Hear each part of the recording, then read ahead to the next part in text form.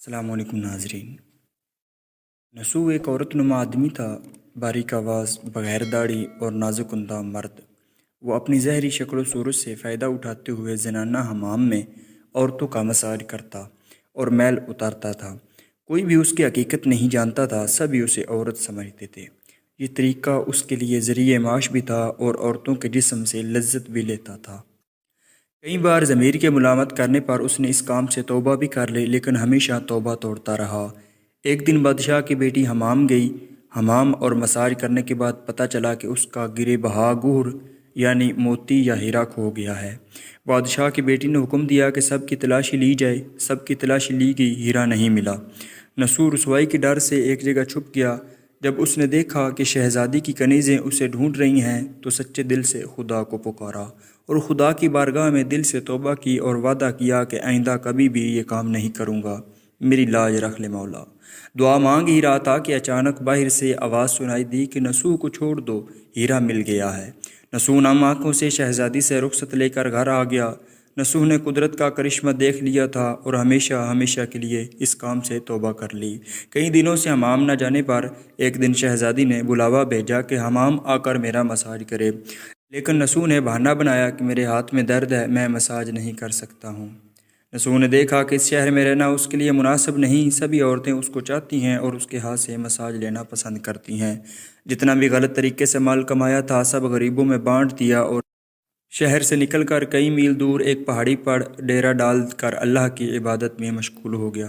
ایک دن اس کی نظر ایک بھینس پر پڑی جو اس کے قریب گھاس چر رہی تھی۔ اس نے سوچا کہ یہ کسی چراوے سے بھاگ کر یہاں آ گئی ہے، جب تک اس کا مالک نہ آ جائے تب تک میں اس کی دیکھ بھال کر لیتا ہوں۔ لہٰذا اس کی دیکھ بھال کرنے لگا۔ کچھ دن بعد ایک تجارتی قافلہ راستہ بھول کر ادھر آ گیا۔ جو سارے پیاس کی شدت سے نڈال تھے انہوں نے نسو سے پانی مانگا۔ نسو نے سب کو بھینس کا دودھ پلایا اور سب کو سیراب کر دیا۔ قافلے والوں نے نسو سے شہر جانے کا راستہ پوچھا۔ نسو نے ان کو آسان اور نزدیکی راستہ دکھایا۔ نسو کے اخلاق سے متاثر ہو کر تاجروں نے جاتے ہوئے اسے بہت سارا مال بطور تحفہ دیا۔ نسو نے ان پیسوں سے وہاں کنواں کو دعا دیا۔ آہستہ آہستہ وہاں لوگ بسنے لگے اور عمارتیں بننے لگیں۔ وہاں کے لوگ نسو کی بڑی عزت اور احترام کی نگاہ سے دیکھتے تھے۔ رفتہ رفتہ نسو کی نیکی کے چرچے بادشاہ تک جا پہنچے۔ بادشاہ کے دل میں نسو سے ملنے کا اشتیاق پیدا ہوا۔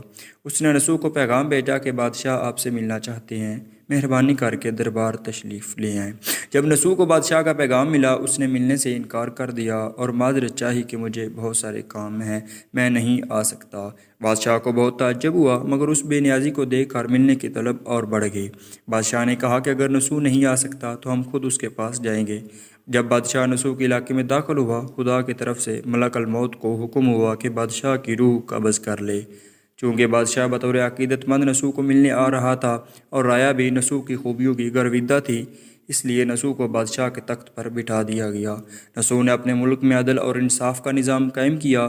وہی شہزادی جسے عورت کا بھیس بدل کر ہاتھ لگاتے ہوئے بھی ڈرتا تھا، اس شہزادی نے نسو سے شادی کر لی۔ ایک دن نسو دربار میں بیٹھا لوگوں کی داد رسی کر رہا تھا کہ ایک شخص وارد ہوا اور کہنے لگا کہ کچھ سال پہلے میری بھینس گم ہو گئی تھی، بہت ڈھونڈا مگر نہیں ملی، برائے مہربانی میری مدد فرمائے۔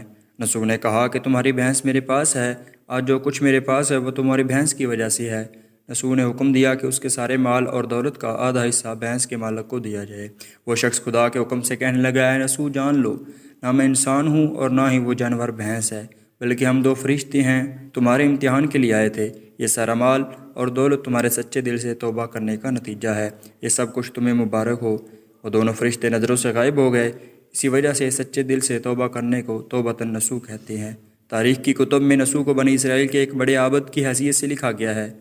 نسو رزق کمانے کے لیے اللہ کا ناپسندیدہ کام کیا کرتا تھا۔ جب وہ کام اللہ کے خوف کی وجہ سے چھوڑا تو اللہ نے رزق کے اسباب پیدا کیے اور بادشاہ تک عطا کر دی۔ حرام طریقے سے لذت حاصل کرنا چھوڑا تو اللہ نے نکاح میں شہزادی دے دی۔ اللہ تعالیٰ سب کو توبہ کرنے اور تا دم مرگ اس توبہ پر قائم رہنے کی توفیق عطا فرمائے۔